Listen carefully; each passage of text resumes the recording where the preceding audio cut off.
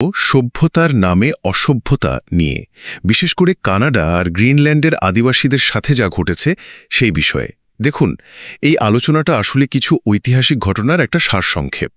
এটা দেখায় যে কিভাবে তথাকথিত সভ্যতা বা উন্নয়নের নামে আদিবাসী মানুষদের ওপর ভয়াবহ নির্যাতন চালানো হয়েছে। আর হ্যাঁ, এটা কিন্তু বর্তমান সময়ের সাহায্য সংস্থাগুলোর কাজ নিয়েও প্রশ্ন তুলতে বাধ্য করে। তো প্রথমত কানাডার ঘটনাটা দেখুন। আদিবাসী শিশুদের সভ্য করার নামে জোর করে পাঠানো হতো আবাসিক স্কুলে। আসল উদ্দেশ্য ছিল পরিবার আর সংস্কৃতি থেকে তাদের পুরোপুরি বিচ্ছিন্ন করে দেওয়া। সেখানে চলত নির্যাতন, অনাহার, অবহেলা, এমনকি যৌন নিগ্রহ। চেষ্টা ছিল তাদের নিজস্ব ভাষা আর পরিচয় মুছে ফেলার। অনেকে তো অসুস্থ হয়ে বা নির্যাতনেই মারা যায়, যাদের স্কুলের নিচেই গণকবর দেওয়া হয়। যদিও সম্প্রতি কানাডার সরকার আর পোপ এই ভয়াবহতার জন্য ক্ষমা চেয়েছেন। দ্বিতীয়ত, একই ধরনের একটা ভয়ঙ্কর কৌশল দেখা যায় গ্রিনল্যান্ডেও। ডেনমার্ক সেখানকার ইনুইট আদিবাসীদের সংখ্যা কমাতে আর তাদের সম্পদ হাতিয়ে নিতে চেয়েছিল। ছোট ছোট বাচ্চাদের ডেনমার্কে পাঠিয়ে দেওয়া হতো, প্রায় দাসের মতো জীবন কাটাতে হতো তাদের। শুধু তাই নয়, স্বাস্থ্য পরীক্ষার নামে 12 বছরের বেশি বয়সী মেয়ে আর মহিলাদের তাদের অজান্তেই জরায়ুতে আইইউডি মানে এমন একটা ডিভাইস বসিয়ে দেওয়া হতো যাতে তারা সন্তান ধারণ করতে না পারে। ভাবা যায়, ডেনমার্কের প্রধানমন্ত্রীও এর জন্য ক্ষমা চেয়েছেন, আর একটা তদন্তও চলছে। সবশেষে এই ঘটনাগুলো কিন্তু একটা বড় প্রশ্ন তুলে ধরে। এই যে শিক্ষা, স্বাস্থ্য সচেতনতা বা ধরুন নারী ক্ষমতায়ন, এই ভালো ভালো কথার আড়ালে কি কখনো কোনো ধ্বংসাত্মক উদ্দেশ্য লুকিয়ে থাকতে পারে? অতীতে রাষ্ট্র বা চার্চ যা করেছে, বর্তমানে বিভিন্ন এনজিও কি মহৎ উদ্দেশ্যের আড়ালে একই ধরনের কাজ, মানে সভ্যতার নামে অসভ্যতা, চালিয়ে যাচ্ছে? এটা কিন্তু ভেবে দেখার মতো বিষয়। সুতরাং সাহায্যের নামে আসা যে কোনো উদ্যোগ, তা যতই আকর্ষণীয় শোনাক না কেন, তার গভীরে থাকা আসল উদ্দেশ্য নিয়ে প্রশ্ন তোলাটা কিন্তু জরুরি। সম্প্রতি দুটো ঘটনা কিন্তু বেশ আলোচনা তৈরি করেছে। মানে পোপ ফ্রান্সিস ক্ষমা চাইলেন কানাডার আদিবাসীদের কাছে। হ্যাঁ, ওই যে চার্চের স্কুলগুলোতে যা ঘটেছিল তার জন্য। ঠিক। আর ওদিকে ডেনমার্কের প্রধানমন্ত্রীও গ্রিনল্যান্ডের কাছে ক্ষমা চাইলেন। তো এই যে হঠাৎ ক্ষমা চাওয়া, এর পেছনে আসলে কি? শুধু কি অনুশোচনা? প্রশ্নটা আসেই। আমাদের হাতে সরোয়ার আলমের একটা লেখা এসেছে, নামটা বেশ ইন্টারেস্টিং, সভ্যতার নামে অসভ্যতা। হ্যাঁ, ওটাই ভাবছিলাম। আজকের আলোচনায় আমরা এই সূত্র ধরেই একটু গভীরে যাব। মানে বোঝার চেষ্টা করব যে এই সভ্যতা বা উন্নয়নের আড়ালে কানাডা আর গ্রিনল্যান্ডে ঠিক কি ঘটেছিল। একদম। এই ক্ষমাগুলো আসলে অনেক দিন ধরে চাপা পড়ে থাকা একটা ইতিহাসের দরজা খুলে দেয়। কিসের ইতিহাস? ইতিহাসটা হলো কিভাবে ক্ষমতাশালী দেশ বা ধরুন প্রতিষ্ঠান তারা দুর্বল জনগোষ্ঠীকে শিক্ষিত বা আধুনিক করার নামে তাদের সংস্কৃতি, পরিবার, এমনকি অস্তিত্বটাই প্রায় মুছে ফেলার চেষ্টা করেছে। সরোয়ার আলমের বিশ্লেষণটা আমাদের সেই কঠিন সত্যিটাই চোখে আঙুল দিয়ে দেখায়। আচ্ছা, তাহলে কানাডার ঘটনাটা দিয়ে শুরু করা যাক। কি হয়েছিল সেখানে? দেখুন, ইউরোপীয়রা যখন কানাডায় গেল, তারা দেখল কি বিশাল দেশ, আর সেখানে ছড়িয়ে আছে আদিবাসী মানুষজন, যাদের এখন ফার্স্ট নেশন, ইনুইট, মেটিস বলা হয়, যারা আসলে কানাডার মূল বাসিন্দা। ঠিক। ইউরোপীয়দের আসার অনেক আগে থেকেই তারা সেখানে ছিল, সংখ্যায় তারা ছিল অনেক বেশি। তো যারা নতুন গেল, সেই ইউরোপীয়রা, তাদের মনে একটা ভয় ঢুকে গেল। ভয়? কিসের ভয়? ভয়টা ছিল যে এই আদিবাসীরা যদি একজোট হয়ে যায়, যদি প্রতিরোধ করে। আচ্ছা, সংখ্যাগুরু হওয়ার ভয়। হ্যাঁ, আর এই ভয় থেকেই একটা ভয়ানক প্ল্যান তৈরি হলো। বাইরে দেখানো হলো যে এই অসভ্য আদিবাসীদের ছেলেমেয়েদের সভ্য করতে হবে, শিক্ষিত করতে হবে, ইউরোপীয় ভাষা, ধর্ম, রীতিনীতি শেখাতে হবে। আর এই জন্যই কি স্কুলগুলো খোলা হয়েছিল? হ্যাঁ, এই উদ্দেশ্যেই 19 শতকের শেষ দিক থেকে শুরু করে প্রায় 20 শতকের শেষ পর্যন্ত পুরো কানাডা জুড়ে আবাসিক বিদ্যালয় বা বোর্ডিং স্কুল তৈরি করা হয়। কিন্তু এর আসল উদ্দেশ্য ছিল অন্য কিছু। অন্য কিছু মানে? স্কুল তো শিক্ষার জন্যই হয় সাধারণত। হ্যাঁ, সেখানেই তো কৌশলটা। এই স্কুলগুলো বানানো হতো ইচ্ছে করে, শিশুদের পরিবার থেকে শত শত মাইল দূরে। বলেন কি? দূরে কেন? প্ল্যানটা ছিল একটাই, শিশুরা যেন পরিবার থেকে একদম বিচ্ছিন্ন হয়ে যায়, পালানোর কোনো রাস্তা না থাকে, নিজেদের ভাষা, সংস্কৃতি সব যেন ভুলে যায়। যোগাযোগ কিভাবে হতো বাবা মায়ের সাথে? যোগাযোগের একমাত্র উপায় ছিল মিশনারি বা পাদ্রীরা, আর তারা প্রায়ই বাবা মায়েদের কাছে বাচ্চাদের ভালো থাকার মিথ্যে খবর পাঠাত। এত সাংঘাতিক ব্যাপার। স্কুলের ভেতরে কি হতো? পরিবেশ কেমন ছিল? ভয়ঙ্কর। যা শোনা যায় সেটা কল্পনা করাও কঠিন। বাচ্চাদের ওপর চলত অকথ্য শারীরিক নির্যাতন, মানসিক নির্যাতন। নিজেদের ভাষায় কথা বলতে পারত না? একদম না, বললেই শাস্তি।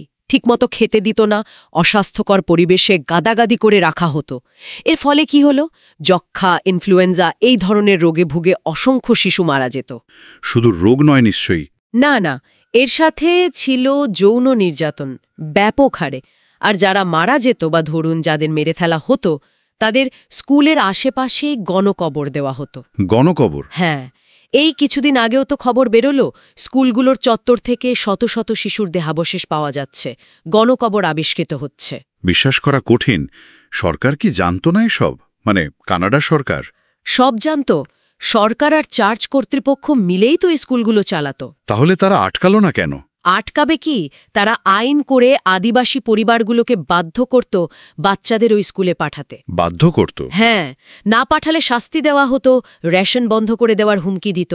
মুখে বলতো ছেলেমেয়েরা ইংরেজি শিখবে, সভ্য হবে, ভালো জীবন পাবে, কিন্তু সত্যিটা হলো হাজার হাজার বাচ্চা আর বাড়িই ফেরেনি। তাহলে এই ক্ষমা চাওয়াটা?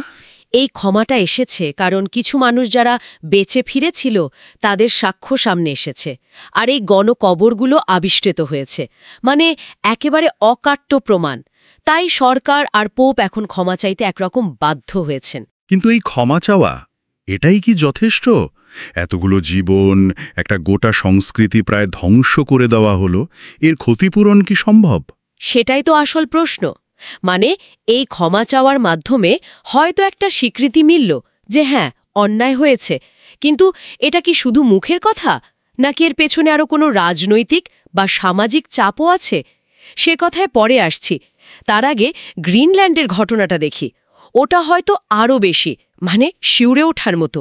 গ্রিনল্যান্ড তো ডেনমার্কের অধীনে, সেখানে কি হয়েছিল? গ্রিনল্যান্ডের মূল বাসিন্দা কারা? ইনুইট জনগোষ্ঠী।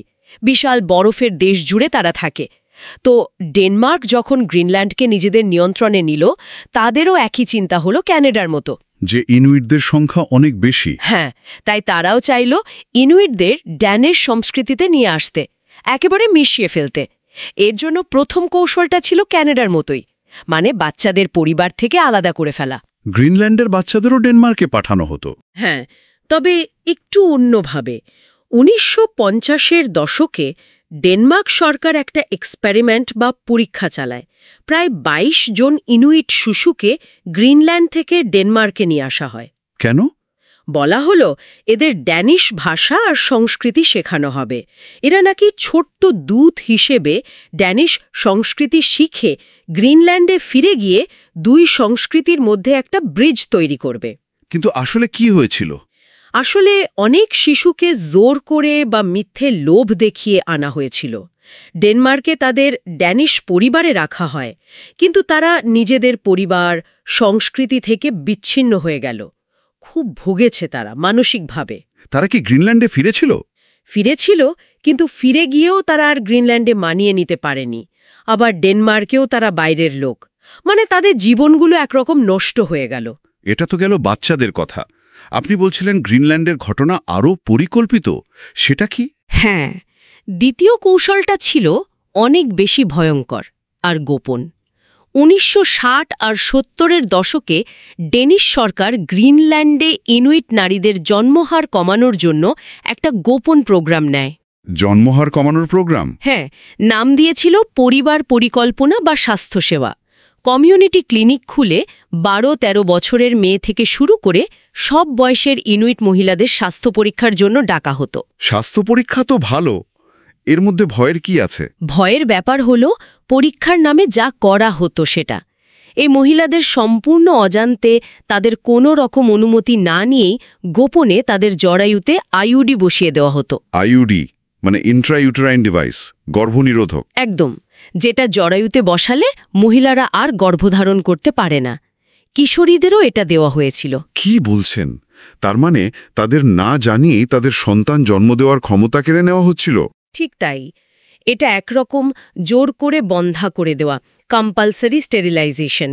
এর ফলে বহু মহিলা আর কখনোই মা হতে পারেননি।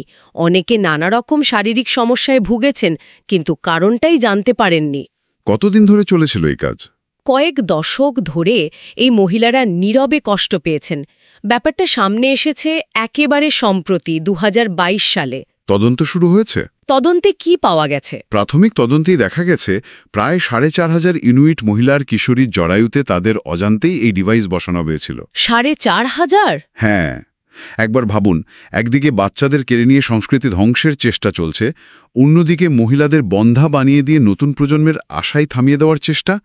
কতটা পরিকল্পিতভাবে একটা পুরো জনগোষ্ঠীকে নির্মূল করার চেষ্টা! অবিশ্বাস্য। এ তো সরাসরি মানবতাবিরোধী অপরাধ। তাহলে ড্যানিশ প্রধানমন্ত্রীর ক্ষমা চাওয়ার কারণটা এখন স্পষ্ট। এও সমালোচনা হচ্ছে। তাহলে এই ক্ষমা চাওয়াটা শুধু অনুশোচনা নয়? মনে হয় না। এর পেছনে দীর্ঘদিনের অবিচারের বিরুদ্ধে যে ক্ষোভ জমেছে, সত্যিটা ফাঁস হয়ে যাওয়ার যে লজ্জা, আর অবশ্যই রাজনৈতিক চাপ, সব মিলিয়েই এই ক্ষমা প্রার্থনা।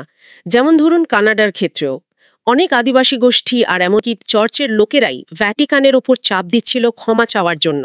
সম্পর্ক ছেদের হুমকিও নাকি দিচ্ছিল।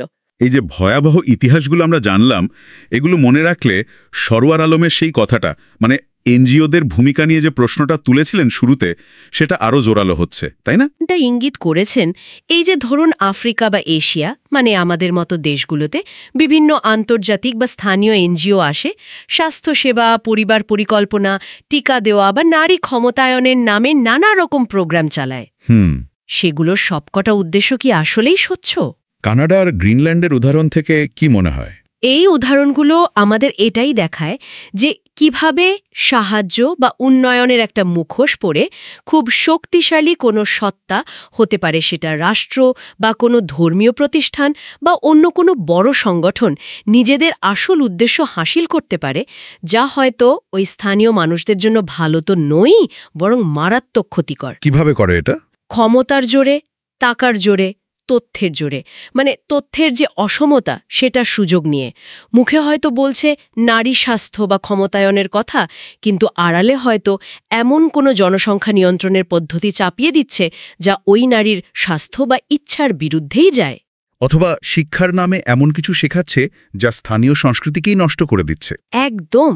তার মানে এই ঐতিহাসিক উদাহরণগুলো একটা ওয়ার্নিং দিচ্ছে যে বাহ্যিকভাবে খুব ভালো বা মহৎ মনে হওয়া উদ্যোগগুলোর আসল উদ্দেশ্য নিয়েও প্রশ্ন তোলাটা জরুরি। মানে অন্ধভাবে বিশ্বাস করা যাবে না। অবশ্যই না। উৎসের মূল বক্তব্য তো এটাই। ক্ষমতা সব সময় চায় নিজেকে ভালো প্রমাণ করতে। সভ্যতার নামে অসভ্যতা তো এভাবেই কাজ করে। তারা শোষণের প্রক্রিয়াটাকে এমনভাবে সাজায় যে সেটাকে শোষণই মনেই হয় না। মনে হয় এটা দরকারি, এটা উন্নয়ন, এটা সাহায্য। যেমন কানাডায় ছিল শিক্ষা, গ্রিনল্যান্ডে স্বাস্থ্যসেবা। হ্যাঁ, আর বাচ্চাদের ভালো জীবন দেওয়ার লোভ। কিন্তু ফলটা কি হলো? সাংস্কৃতিক বিলুপ্তি, পরিবার ভেঙে যাওয়া, নির্যাতন, মৃত্যু। তাহলে যখন কোনো বাইরের শক্তি, সে যত নামকরা এনজিওই হোক না কেন, আমাদের সমাজে এসে কোনো প্রোগ্রাম চালাতে চায়, বিশেষ করে এমন প্রোগ্রাম যা আমাদের জীবন, স্বাস্থ্য বা সংস্কৃতিকে সরাসরি প্রভাবিত করে, তখন তাদের উদ্দেশ্য, তাদের টাকার উৎস আর এর দীর্ঘমেয়াদী প্রভাব নিয়ে প্রশ্ন তোলা উচিত, স্বচ্ছতা চাওয়া উচিত। অত্যন্ত জরুরি। আর রাষ্ট্রেরও এখানে একটা নজরদারির ভূমিকা আছে, সেটা খুব গুরুত্বপূর্ণ। তাহলে আজকের আলোচনার মূল বিষয়গুলো যদি আরেকবার একটু গুছিয়ে বলি, আমরা দেখলাম কানাডার আদিবাসী স্কুলের ভয়ঙ্কর ঘটনা। আদিবাসী শিশুদের পরিবার থেকে কেড়ে নিয়ে নির্যাতন করে তাদের সংস্কৃতি ভুলিয়ে দেওয়ার চেষ্টা, যার শেষে মিলল গণকবর আর একটা গভীর ক্ষত। আর আমরা দেখলাম গ্রিনল্যান্ডে ডেনমার্কের দ্বিমুখী চাল। একদিকে বাচ্চাদের ডেনমার্কে পাঠিয়ে শিকড় থেকে আলাদা করা, আর অন্যদিকে ইনুইট মহিলাদের অজান্তে আইইউডি বসিয়ে তাদের মা হওয়ার ক্ষমতা কেড়ে নেওয়া, সেটাও আবার স্বাস্থ্যসেবার নামে। হ্যাঁ, এই দুটো ভয়াবহ উদাহরণই সরওয়ার আলমের ওই মূল ধারণাটাকে একদম স্পষ্ট করে দেয়। কিভাবে ক্ষমতাশালীরা সভ্যতা, শিক্ষা বা সাহায্য, এই শব্দগুলোর আড়ালে শোষণ আর নিয়ন্ত্রণ চালিয়ে যেতে পারে দুর্বল জনগোষ্ঠীর উপর। আলোচনা প্রায় শেষের দিকে, তবে শেষ করার আগে উৎসের শেষ কথা সূত্র ধরে একটা প্রশ্ন মনে আসছে। এই যে আমরা প্রতিনিয়ত শুনি নারী স্বাস্থ্য, শিশু কল্যাণ, নারীর ক্ষমতায়ন, এই সুন্দর সুন্দর কথাগুলো, বিশেষ করে যখন এগুলো বাইরের কোনো প্রোগ্রাম বা প্রকল্পের নামে আসে, তখন কি আমরা এর পেছনের আসল উদ্দেশ্যটা বা এর ফলে ভবিষ্যতে কি হতে পারে তা নিয়ে যথেষ্ট প্রশ্ন করি, নাকি ওই সুন্দর কথাগুলো আর প্রতিশ্রুতি উপরেই ভরসা করে ফেলি? এটা মনে হয় সবারই একটু ভেবে দেখা দরকার।